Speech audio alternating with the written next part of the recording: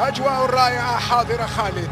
طبعا مثل ما تشاهدون مشاهدينا الكرام، هنا المؤثر على مستوى رقم 1 في العالم خابي الإيطالي يظهر في صورة مع هذا الطفل الفلسطيني الذي يأتي إلى الدوحة للعلاج من غزة.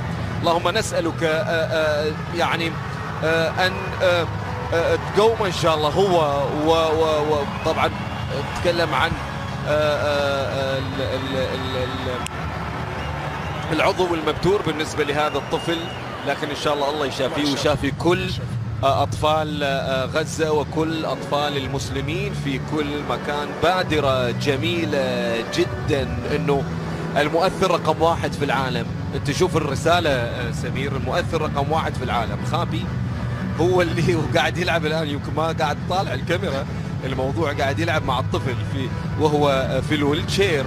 انه الرساله، عارف السوفت مسج، السوفت مسج هذا اللي يصل خابي طفل فلسطيني عارف شلون مصاب من الحرب في غزه، ستصل اعتقد لكل العالم وستكون حاضره وعلى فكره مو بس هو الوحيد. نافارو، سورين ايضا النجم الارجنتيني. هؤلاء الاسماء وهؤلاء النجوم اعتقد انك تشوف ريفالدو في لقطه تشعر فيها بالحنين، تشعر فيها بالسنوات الماضيه. لليوم يتمرن وكان يسوي بلاوي، جولي عرضيه موجوده سمير لكن ابعدت ركنيه. مين راح يلعب الركنيه؟ هذه ما فيها كلام هذه. لكن الجميله جدا كره لمصلحه ريال مدريد عادت لي.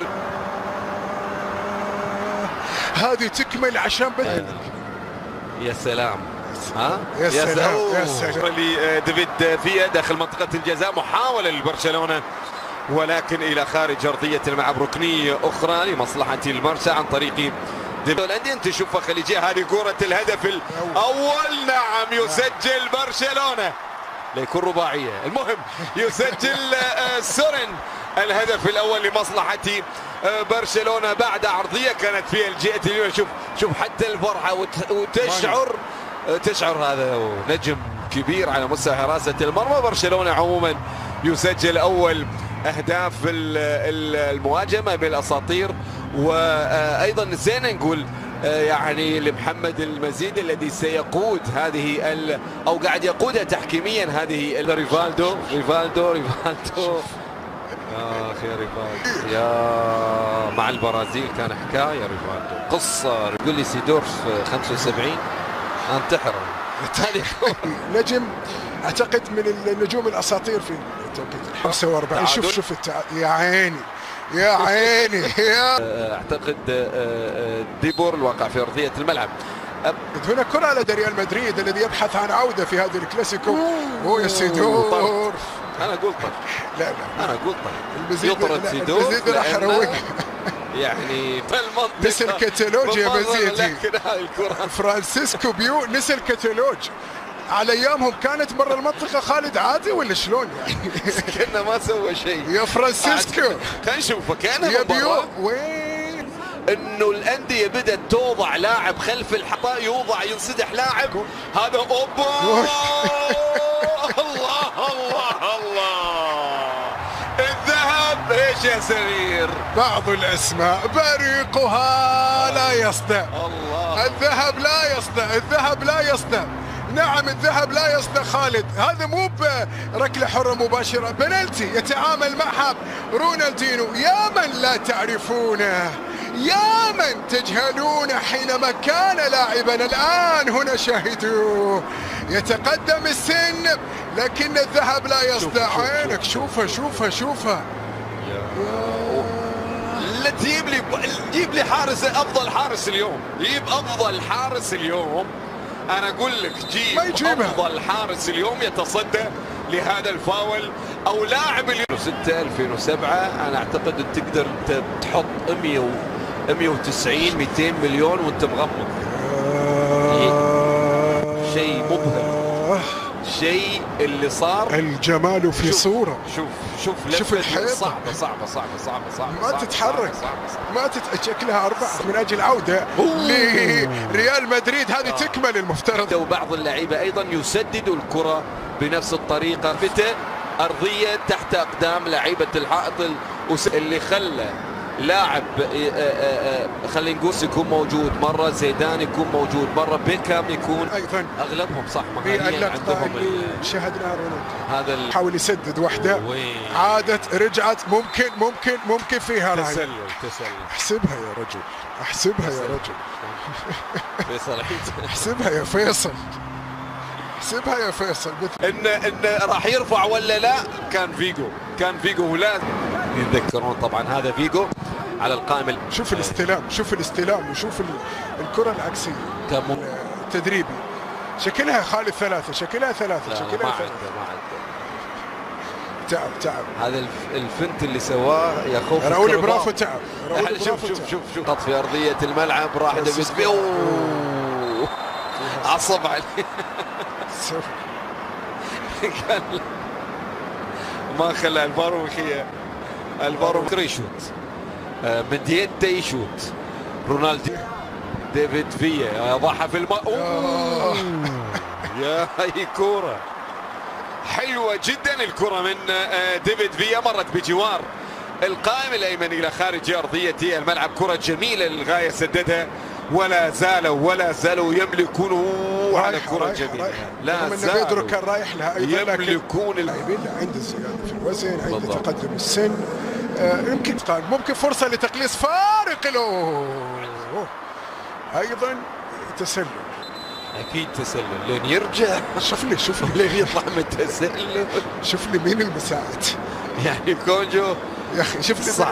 مثلا الاكل المحروم من الحياه الطبيعيه بالضبط في المحافظه في التواجد، واصبح خلاص سوى البراند باسم النادي. هذا فيجو يحاول لكن ابيدال من امامه مو مخلي ما تروح ما تروح اليوم، ما تروح عن الفائده من همت حتى مدافع وقفه. راح يسجل، بس صدقني راح يسجل. قلنا ورانا كاس خليج، خلينا نركز. حاول الكره لا زالت حاضره موجوده في محاوله في عمليه بديل. انا اعتقد في بعض الاسماء اللي طلعت يمكن ترجع تلعب. الظهير الايمن الذي قضى سنوات وكان قائدا لبرشلونه سنوات، مستوى التسديد والتمرير. كواريشما صح، كانت فتره الشك هو وسيماو في برشلونه. البرتغال دون ولا غيره، انه الدون ولا غيره. الدون يا سيدورف. لسه هاي متسلل، لسه كمان متسلل دائما وابدا. فيصل اذا صدقني من الدقيقه الله اعلم ايش راح يكون لليوم وهو في طريقه في رحله ال1000 هدف. يلا ولمح ورواية سطرها ذلك النجم الكبير ولا زال. مو تيدور، مو ريفالدو، مش ريفالدو، مش الاسماء هذه. ايوه مش اعتبر مثلا اعطيك مثال يمسني هذا الكلام. انا اقول لك بعض من ذلك الاسماء الجميله. كثيره هي الاساطير في برشلونه. كلويفرت صار موجود. كلويفرت نعم موجود. أيوه. على صعيد الاداء وعلى صعيد النتيجه. 59 اعتقد الاستلام، التقدم، المحاوله، التمرير. برشلونه صار اصعب. يفتقد للوصول على برشلونه الذي يبحث عن هدف ثالث ربما في لقاء الليل الفلاني العربي ومعروف ويمثله في احتفال. من اللاعبين اللي موجودين انك تحصل مثلا 11 لاعب، واذا حصلت ال 11 لاعب هل هم فت يعني اللي زاد وزنه واللي ترك الكوره وان شاء الله يبعد عنهم الامر. ليجند مثلا الهلال، ليجند القادسيه نجح. لا انه يكون عندنا مثلا وفي مباراه يجيب الاعياد، هذا يفهم. كثيرين وش النجم اللامع لكن مؤثر يعني حصل لهالدرجه يعني بالضبط. هذه تسديده بالسهل. سيدورف لمصلحه ريال مدريد، هذا هو بانتيس. ما عاد الى رونالدينو ينتظر يبحث الان يمرر. الله انا لو تعاد ابيك تتذكر هدف سجله. شوف رونالدينيو الان في هدف سجله على نادي بهالطريقه هذه وضعها ببوز القدم في المرمى. منو اللي يسمعني؟ تشيلسي شيء مش طبيعي. مش طبيعي، تمريرة جميلة لون اليوم ويقدم أداء أفضل اليوم. الله مدريد سجل. عينك على رونالدينيو. الله حرام ما تكمل. حرام كان ودنا تكمل، كان ودنا تكمل. الكل هنا يتحسر على الكرة، ليس أنت فقط. ليس أنت فقط يا رونالدينيو.